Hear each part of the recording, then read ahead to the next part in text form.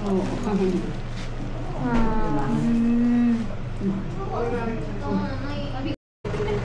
na ako. Love you, love you. Bye bye. Okay.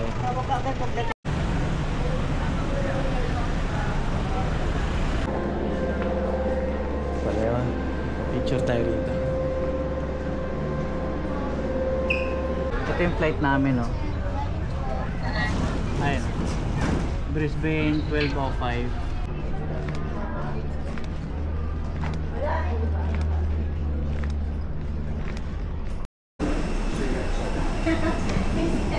Yun. Pasok na kami sa airplane, mga kapinboy. Buggy's down the bottom to the right, like a car. Oh yeah, I think I'm going to go. Probably here. Just sit on the buggy and I'll drive you through. Hello po, mabuhay. Ano pong pangalan niyo uli? Ate Carol ako. Kasi Ate Carol po, tinulungan ako nitong magadaang loob na magbuhat ng aking dalahan. Yung mga kapinboy, palabas na tayo ng airport. Ayan.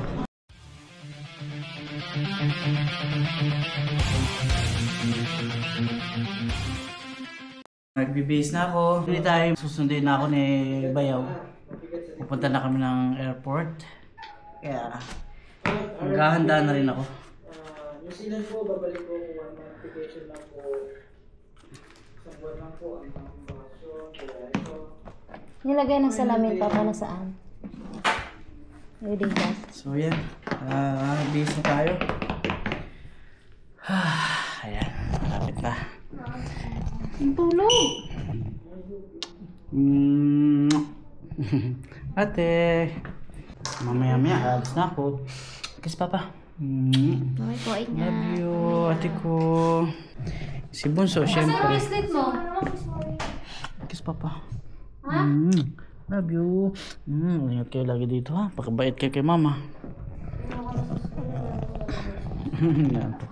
Kulang din sa tulog kasi Betchay. Ganon din ako, kulang din ako sa tulog. Mahirap makatulog pag pauwi na pala.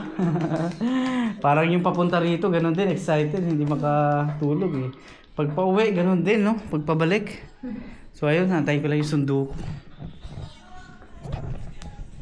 Antayin ko na lang yung bayo ko at dadaanan ako dito para ihatid ako doon sa airport. Nandito si ate. Love you. Love you po. Bye. Si nanay. Love you nanay. Lagi kayo mag-ingat ha. Ilagaan ng sarili. Si Betchay. Ako! Tsaka si Bunso. Siyempre si Bunso. Love you mga loves ko. Tsaka si Uno. Saan si Uno? Saan si Uno? Uno? Ano ba yun? Babay una! Ay, babay ka na kay ano? Bati na tayo. Babay ka na kay Papa. Ang bango-bango ng ulo na yan eh. Ang loves namin yan eh. Hinantay ko lang si Bayo. Pupunta kami ng airport. Wala pa. Picture muna tayo. Dito ha. 1, 2, 3, go. Okay. Ayun, so ito, larga na. Larga na ako. Lalarga na ako. Lalarga na ako. Opo. Opo. Mag-chat ha? Magano ka lagi? Iwan ko na po yung camera mo. Bye! Ay, ba't si Tita sa samo? Oh, si Tita. Ay, si Tita. Oh, hayaan mo nga. Iwan mo siya.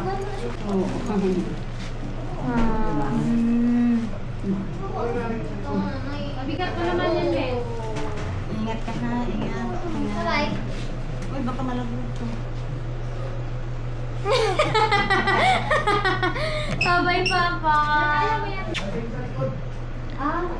Mama. Bye-bye na. Papa! Kita ko. Huwag na lang po. Bakit ba gusto niya ako ng bigla? Hindi na yung sasama. Hindi na sasama. Hindi na. Hindi, sinabihan ko hindi na. Sinabihan ko hindi na. Bakit mo? Pero... Ay wow, airplane. Ayan, Basta ako. Love you. Love you. Bye-bye. Okay.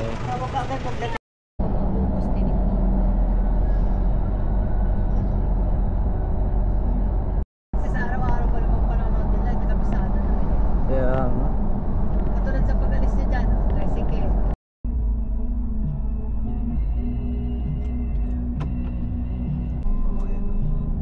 Hindi ko lang alam. Kung saan na? Oo. Yan parang domestic na lahat ata. Sa 3? Ito na kami sa Naiya. Pasok na lang kami dun sa loob.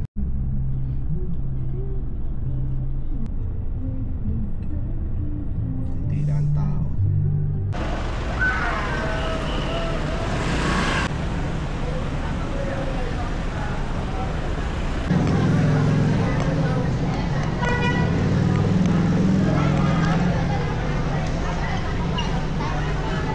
Ayun, papasok na tayo at ang daming tao, ang daming naghahatid, ang daming babiyahe. Ayun, dyan tayo papasok ngayon. So ayun, bell lang tayo. Ayun, nagtanong ako dun sa information, pwede daw akong pumila dito sa 49 to 55. Ayan. Ang oras ngayon ay alas 8 pa, alas 12 pa naman yung flight ko. Pero pwede na ako magpa-check-in doon sa 49 to 55. Pipila na tayo doon mga kapinboy. Ayan, dala-dala ko na yung bagahe ko. At yun, tara na, punta na ako doon. Ayan, mag-check-in na tayo mga kapinboy.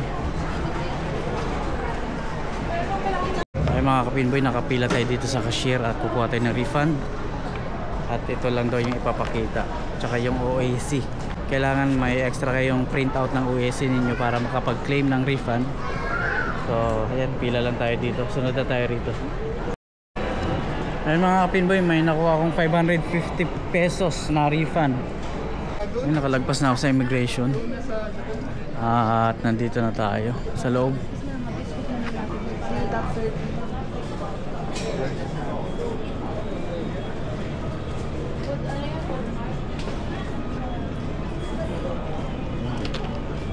Ay mga kapinboy, nakita ko na yung OFW lounge dito. Aakyat pala dito. Ito OFW and transit lounge. Ayun, dito pala yun. Paakyat.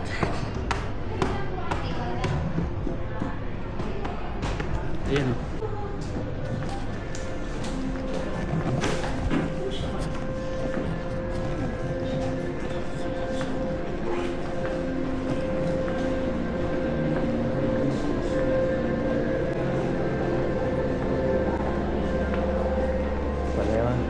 Picture tayo rito. Yun o. Ayan mga kapinboy.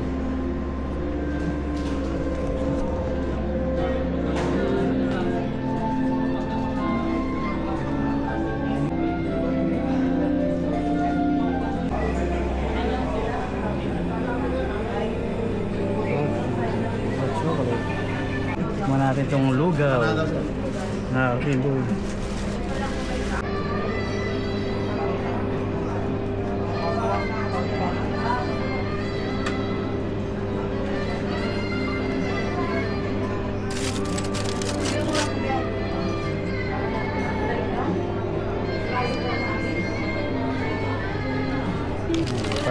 Canada.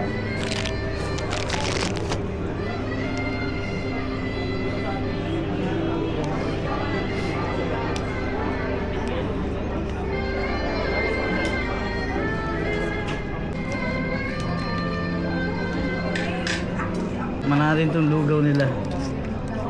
Tsaka empanada. Ayos. Nalo.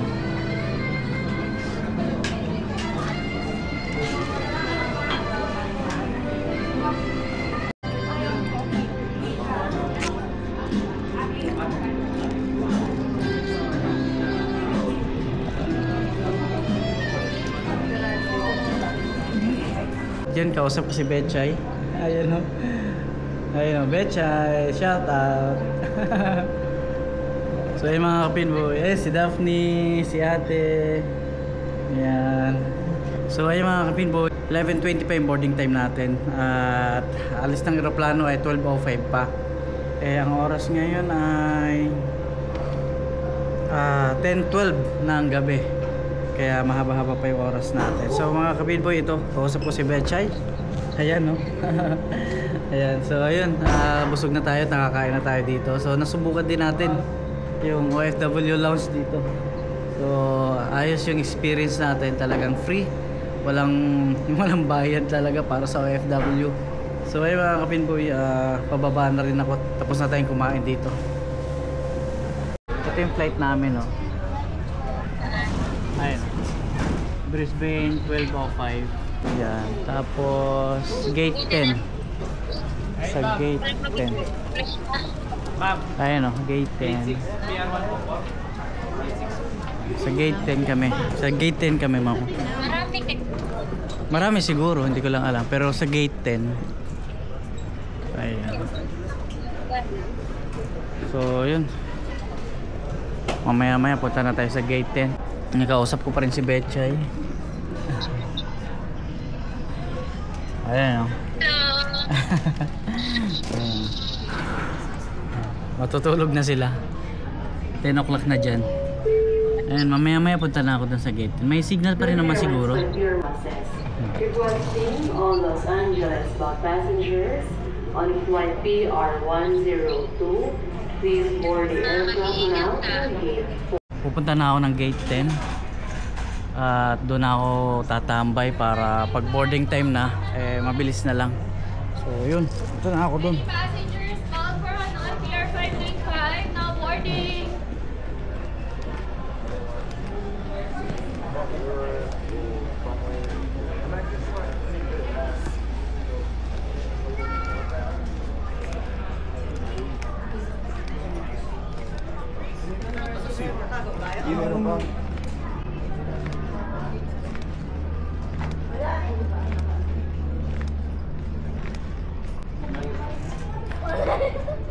Paula, pakita ko tumas. Ha? Takapin mo?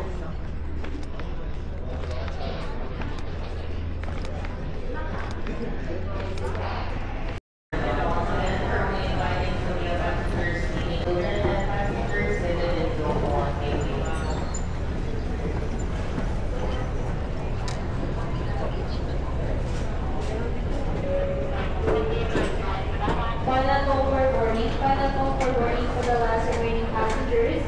Last remaining passengers on Philippine Airlines flight Pier 595 bound for Hanoi. Please board aircraft now through gate.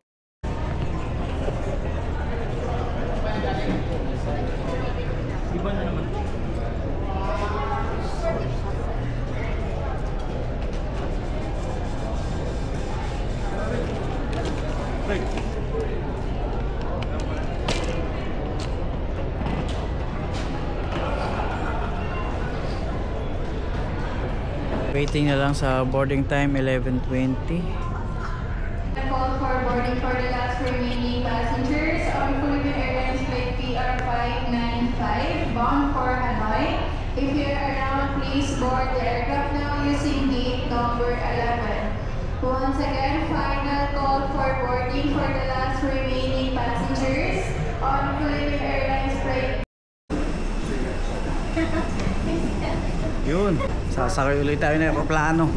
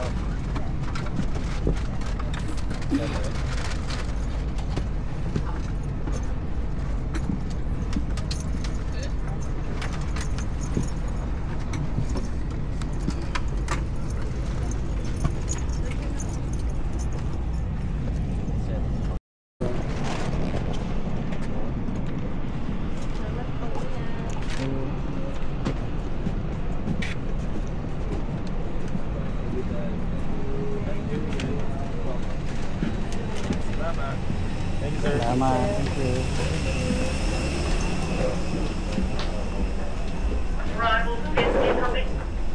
Salamat po. Go ahead.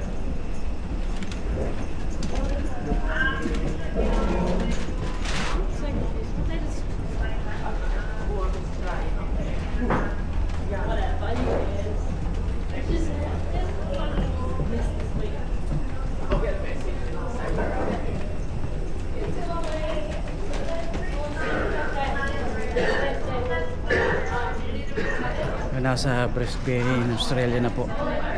Kalalapag lang. Is it okay to jump on the buggy? Buggy's down the bottom to the right, like a car. Yeah, I think 1 minute ago, probably. Just sit on the buggy and I'll drive you through it. Otherwise it'll be a long way.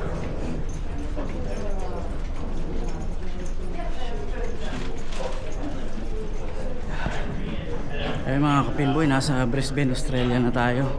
2 hours lang yung layover natin dito, tapos papuntang Auckland naman, Auckland Airport.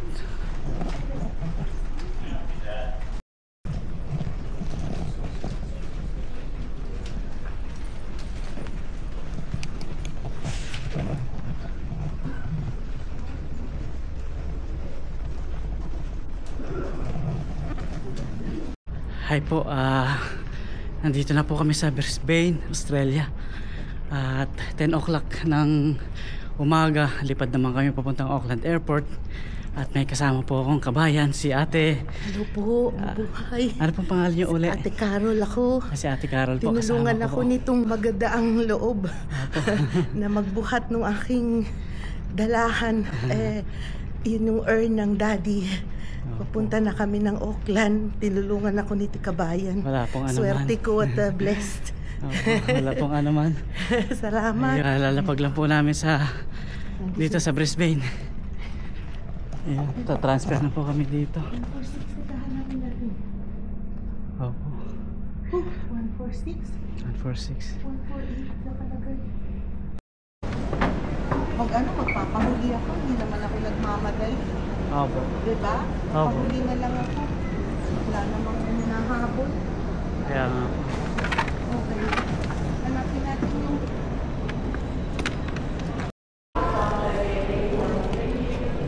Dito kami sa gate 81. Ayan, so 10 o'clock pa. Anong oras? Ay, akin na itatanong ko yan. Tama. Ayan, magbablog. Ayan, nag-aantay na lang po kami ng oras dito sa gate 81. Mga kasabay din ako mga kabayan. Ilang oras na lang sasakay na kami papuntang Auckland Airport.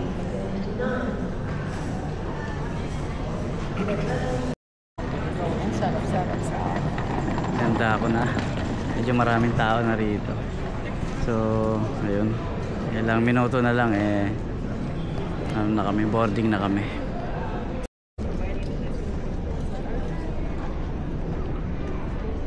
Delayed yung flight natin. Delayed yung flight namin papuntang Auckland Airport. Papunta na kami ng Auckland Airport. Wala ako sa tulog. Lutang na lutang.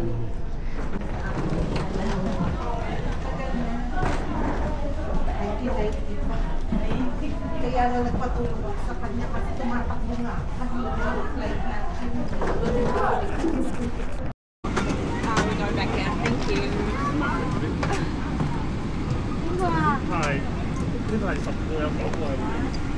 All passengers that have been in the Republic of Korea or Indonesia within 7 days prior to arriving in New Zealand must declare any meat, animal products, farm equipment if you have been in contact with livestock. Additional biosecurity screening measures may apply to manage the risk of foot and mouth disease. Everyone staying in New Zealand must complete a digital traveller declaration. This includes children and infants. Measures may apply to manage the risk of foot and mouth disease.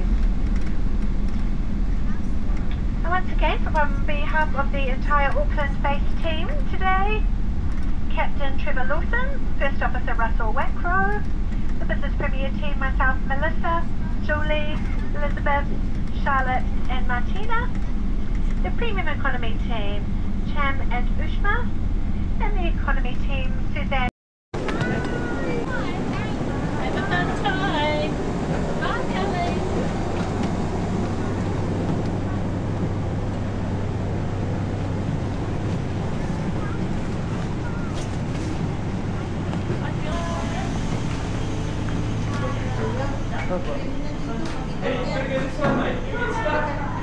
Sige na po.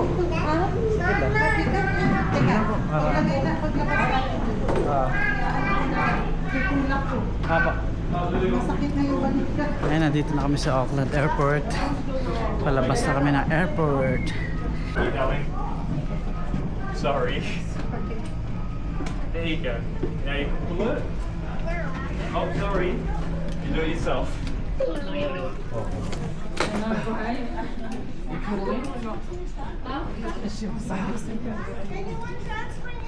Sorry po. Yung doon sa food court. Opo. Kaya niyo na po ba?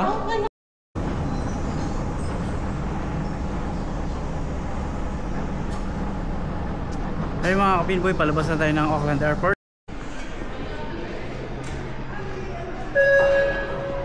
Dito na yung bag ko.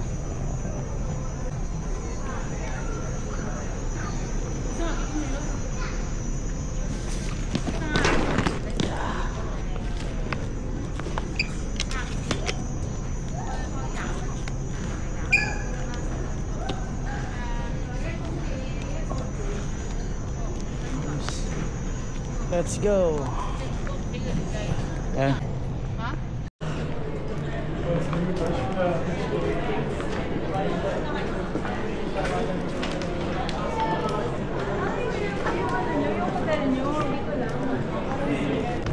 Yung mga kapinboy, palabas na tayo ng airport.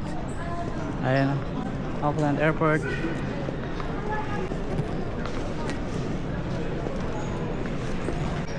So na escalator. Kuya, dito pala si Kuya Alex. Kanina ka ba, Kuya? Kanina pa. Late kayo. Opo, late. Sobrang late po. Opo. Ayan, sinundo pala ako ni Kuya Alex. Nandito si Kuya Alex at sabay na kami uwi. Manyorewa. Sila rin yung naghatid sa akin nung umuwi ako ng madaling araw. Ayan, pauwi na tayo ng Manyorewa. Buti hindi nag-uulan. Ayun o, papunta na kami Manyorewa. Pauwi na kami ng bahay kasama ko si Kuya Alex. Ayan, nakatapak na ng New Zealand. Mga kapinboy, nandito na ako sa kwarto ko. Ito yung bagahe ko. Ayan, nakarating na tayo. Opo, Kuya. Ayan, itiigaan ko. Ayan, yung bag. Ay, nakarating din. Pero ayos lang. Nakatulog naman ako dun sa biyahe, sa aeroplano. Ang haba rin ng tulog ko. Panay ang tulog ko ron sa aeroplano, pagkakain, tulog. Ayun. Salamat kay Kuya Alex, sinundo ako. Salamat kay Ate Michelle. Salamat sa kanila, si Mamita. Salamat po. So, ayan. Ayusin ko lang itong mga gamit ko. At mamaya, maaga tayo magpapahinga. Baka bukas may trabaho na tayo. I-check ko pa. Sana wala para makapahinga pa tayo at makabawi ng tulog. So mga kapinboy, nandito na ako sa bahay. Maraming salamat po sa suporta nyo. Maraming salamat po sa panonood. At maraming salamat po sa suporta ng aking channel. So maraming salamat.